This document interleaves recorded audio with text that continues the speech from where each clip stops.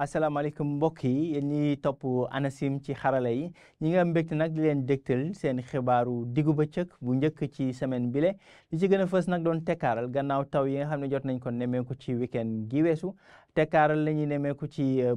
daanaka ci diggu bëccëgu tey rawatina nag ci boori bëj gànnaar ak diggu réew mi tekkaaral boobee nag dana ànd ak tàngaay ci gox yooyu le bu nemee ba ngoon mbokk yi jàpp bon daanaka boori guddi taw yi dañ ko séntu ci boori bëj saalum réew mi ak yenn gox yu ci digg réew mi mbokk yi animation satellite moo ñuy wan ay niir yuy jógee diggante Guinée Mali Waliyaan nag dugg ci biir réew mi rawatina ci boori bëj Saalum bu ñu xoolee sax ci guddi ci daanaka ci diggu bëccëgu tey mbokk yi ñi ngi sentu daanaka asamaan su leer jant bi moo fi gën a fës ci gox yu bëri ci réew mi rawatina boori bëj gànnaar jàpp boori sow loolee nag tax na température yi foofu lay gën a kawe ñeent fukki degré ak benn muy température bi gën a kawe ñu ngi koy sentu ca boori Podor fanweeri degré ak ñeent moo ci topp ca boori Matam fanweeri degré ak ñett ca boori Louga fanweeri degré ak ñaar mooy température bi gën a néew ñu ngi koy séntu ca boori Ndakaaru jàpp boori Kolda fanweeri degré ak ñeent ba juróom ñaar mooy gën a fës mbokk yi ci diggu réew mi diggante Sine Saalum Bawol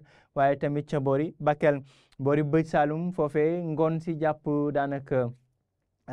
tàmbali guddi gi ñu ngi séntu ay taw yu ànd ak dënnu ci diggante Casamance Ziguinchor Sédhiou Kolda waaye tamit ca boori Kédougou jàpp Tambacounda bu ñu demee ba daanaka benn waxtu ci ngoon si jàpp guddi gi danañ séntu ay taw yu néew ca boori Fatick Kaolack waaye tamit ca Kaffrine ak boori Bakel daanaka ci diggu bëccëg gi mbokk yi jëm ba boori daanaka tàmbali guddi gi foofee la ñuy séntu ay taw maanaam bëj Saalum réew mi jàpp boori diggu réew mi yeneen taw nag ñi ngi koy séntu ci guddi gi yoo xam ne dana laal bëj gànnaar gi jëm ba boori sow mbokk yi li moo gën a fës ci xibaar yi ci diggu bëccëg gi maanaam tàngaay bu des ci réew mi rawatina boori bëj gànnaar ak diggu réew mi bu nemee nag ba boori ngoon jàpp guddi ay taw la ñuy séntu ca Casamance waaye tamit ca Sénégal oriental ak yenn goxu Sine Saalum ak boori daanaka Bakel mbokk yi ñu jàll ci li mujj ci xibaar yi muy maanaam ay taw yu ñu nemmeeku ci daanaka gaaw gi weesu guddi gaaw jëm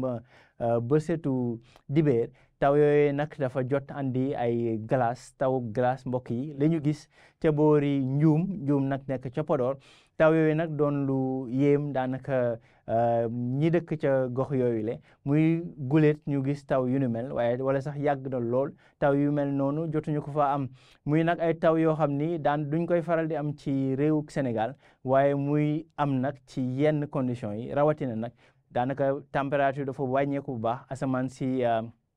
sedd ba tax na glace yooyu ne danay jóge ca kaw asamaan fa mu gën a kawee wàcc nag àgg ba ci kaw ba ci suuf loolee lañ jot a nemmeeku muy ay taw yu